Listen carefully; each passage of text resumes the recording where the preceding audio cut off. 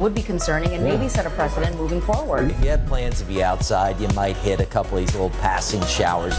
A drug bust and a few arrests made. Look at what they hauled in here. Good Monday morning. Happy Labor Day to you. Thanks for joining us here on WAFB Plus and 9 News Now. Just know it is going to be kind of a quiet day here, and we're crossing our fingers that it stays that way in the weather world and the traffic world. You can see as we get you a live look here at the bridge, we've been keeping our eyes on all of this Labor Day Monday morning traffic, and we haven't seen anything popped up. We've checked DOTD's feeds, nothing to note, and we love to see that, especially on a Monday. And later on today, a lot of folks expected to make their way home. We're going to get you another check of those DOTD traffic cameras in just a couple of minutes, but obviously people want to know what those weather headlines are going to look like on this extended holiday weekend. For more on that, let's check in with meteorologist Jared Silverman in the First Alert Weather Center. Hey, Jared. Hey, Liz. Good to hear from you. Thank you so much for that. And for the most part, not a bad day. Your outdoor plans for Labor Day Monday look like they are good to go. Just bring the umbrella in tow, especially if you've got plans to be outside later on in the afternoon. Not that much doing right now. Nice zoomed in shot on our Lady of the Lake Sky 9. Pair of 7s out your door right now. Couple clouds, mixture of sun and clouds will be the call for today. Yesterday, I will admit, was a little bit warmer than I thought it would get, getting 98. This is where we should be this time of year, 91. We've been a lot hotter than that, and going forward, unfortunately, over the next 7 to 10 days, we're going to be a lot hotter than that too. Had a little something in the rain gauge yesterday that makes 2 consecutive days, BTR, recording some measurable rain. Over the next several days, of course, these are hot peak heat index values, but nothing dangerous. We're not going to see any heat advisories or heat warnings for today. Zoomed in, there's not that much going on. Zoomed out, not much more than that. We got a couple of streamer showers in and around the New Orleans area. As they make their way towards the I-10 corridor, they start to fizzle out and lose their punch. Kick it on over to the graph, see if some of them will actually hold together, and I think they will. It looks like the better chance will be a little bit later in the afternoon. 3 p.m. it starts getting going, but it looks like there's some agreement, I would say, between the graph and the HRRR. They're both representing that we should get a couple showers and thunderstorms of the non-severe variety. I think 5 p.m., 6 p.m. will probably be our best bet. Then it gets quiet at night, quiet tomorrow morning, bring in another round tomorrow, although tomorrow a little less coverage. So it looks like today's our best chance going forward the next 7 to 10 days. That's because of this tongue of moisture that we're going to have over the next 24 hours.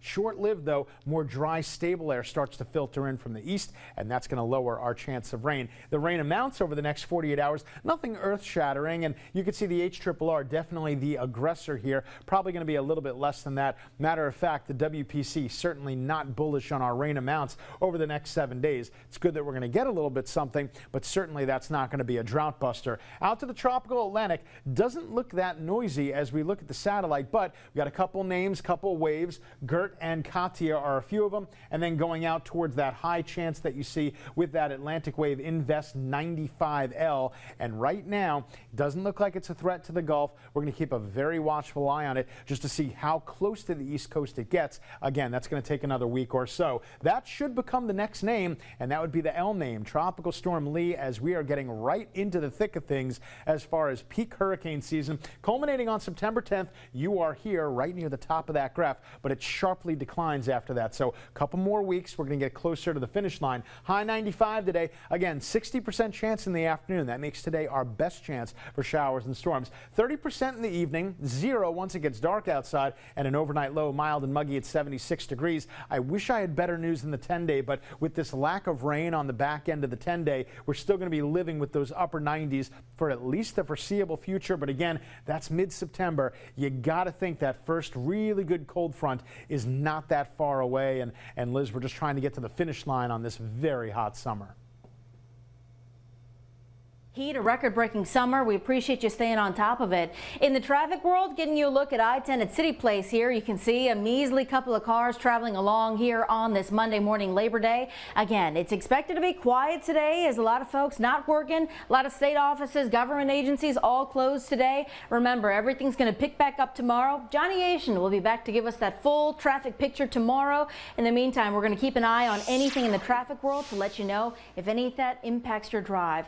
In the meantime, meantime, on this Monday, of course, while it being a holiday, we have to give you some important updates on those news headlines. On Friday and the days beyond, we sent you those updates on that tragic shooting there at Port Island High School. A football game interrupted by gunfire in the middle of halftime here. We'd have some new information for you on this Monday morning. What you're looking at right now is that mugshot of a suspect that the West Baton Rouge Parish Sheriff's deputies say is involved here in that shooting. This is 18-year-old Jarreton Jackson II, and West Baton Rouge Sheriff's deputies issuing an arrest warrant for him. They're asking for anyone to keep an eye out for him and to let them know if you've seen him, any updates on his whereabouts or where he may have been that night and beyond. So if you've got any tips, go ahead and call that into the Sheriff's Office or Crime Stoppers 344-STOP.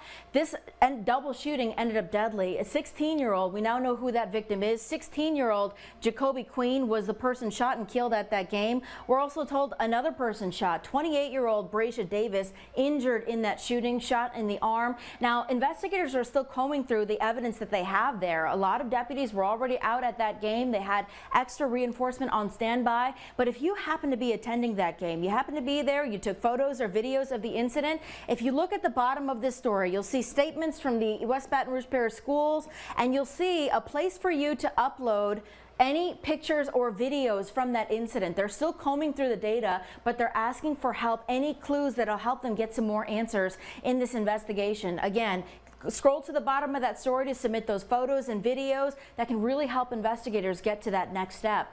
The same advice applies to another shooting from early Sunday morning. 3 people were injured in a nightclub shooting there off of Florida Boulevard, kind of near Sherrod Forest Boulevard. This happened in Baton Rouge overnight Sunday around 2:15 a.m. Baton Rouge police say they responded to a shooting that left 3 people injured, again, in those overnight hours. Now, BRPD tells us that all 3 victims, 2 juveniles and a 19-year-old, all have injuries that they're going to be okay. Those injuries are considered to be non-life threatening.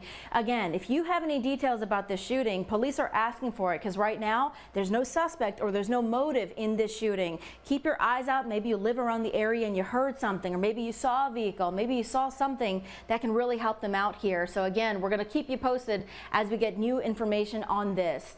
On this Monday, this Labor Day, right, you're going to be outside. Keep in mind that burn ban is still in effect all across Louisiana. We've seen wildfires, of course, in southwest Louisiana, even in our viewing area. It's really important to take this seriously. Even if you got rain over the weekend, right, we're still experiencing those drought conditions. And Jared's been talking about just how important it is to make sure that nothing's catching on fire. Any open flames you really need to be mindful of. So keep this in mind. 90 square miles have already burned in the month of August. We're in a new month here where we're hoping to see some of those drought conditions ease on up here, but no outdoor burning, including those open flames. So if you are grilling out, maybe you're hosting a party today because you've got family over, please be mindful of what you're doing. Maybe it's a good idea to bring some of that cooking indoors, move to chilled foods, because it's going to be another hot day despite some rain chances that we're seeing. So Callie Hubbard actually got some tips up for you on what the office, the State Fire Marshal's office is recommending and how they're asking you to stay safe. Also talking about some things, tailgating, right? People love grilling out for tailgates. That is something that you're going to keep in mind. Is the Louisiana Department of Wildlife and Fisheries also keeping an eye on these fires that are happening, right? Open flames banned on land owned by LDWF. So they're issuing these citations. They're taking this seriously. Today, a day where many people have off, might find yourselves in conservation area, refuges, areas that a lot of people like to hunt and fish on. Please be mindful of what you're bringing in and what that could possibly mean when it comes to fire starting and in these really dry conditions. Again, we've got those details of what's allowed and what's not here in this web story. We've also got to let you know about a consumer alert on this Monday morning. Parents, you know that being a parent is expensive, especially to a newborn baby, right? You are just ripping and running through those diapers. Well, Consumer Reports did a test of some of the top 10 brand named diapers, right? Which one held to the test of leak, durability? Which one is giving you the most bang for your buck? Dion Guillory chatted with the folks over at Consumer Reports to talk about some of those brands. He actually lists them out for this story for you. The diaper duty, really important to know, especially if you're trying to save some money, and it really comes down to that bottom dollar. He's listed out this report, and you can listen to what those Consumer Reports experts say is the key to figuring out which diaper and the brand is going to be best for you and your family and your little baby's bum too. keep in mind here, we're keeping our eyes on everything that's happening in the school board mess with transportation in East Baton Rouge Parish. Well, this update coming in on Sunday, a school board member sending an email to her colleagues abruptly resigning from that District 8 position. You may remember, she looks familiar to you. That's Katie Kennison. She won that seat in an election last December, replacing Connie Bernard's position, actually beating Connie Bernard, the Republican candidate, in that role. All we know is that she said, "Dear all, I quit. Thanks, Katie Kennison." We've reached out to her office for some comment here to find out what's going to happen next, but we are most likely anticipating another election to fill that role.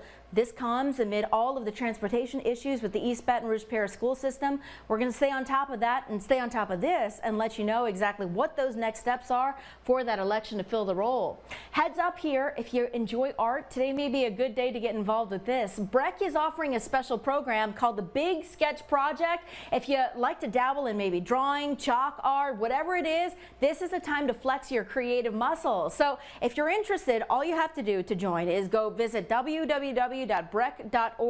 They're going to email out these creative prompts for you to weigh in and kind of flex those creative skills, and they'd love to see how you're putting that to use. So good project to tackle today, especially if you maybe trying to avoid some of those rain showers and stay in that AC. Jared, it's always a great time to make sure that we've got activities indoors. Something like an art project is sure to take kids' time. You know, Liz, going back to that diaper story that Dion was covering, I feel like there were so many puns we had there, like we could have a diapers and dollars segment there, or we could have said protecting your bottom line.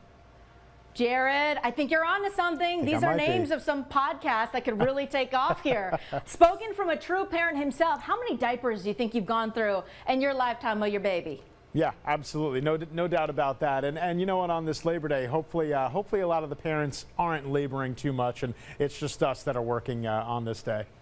Fingers crossed, right? So with that in mind, we're going to keep an eye on all of those weather alerts, the traffic alerts, and any, of course, breaking news headlines.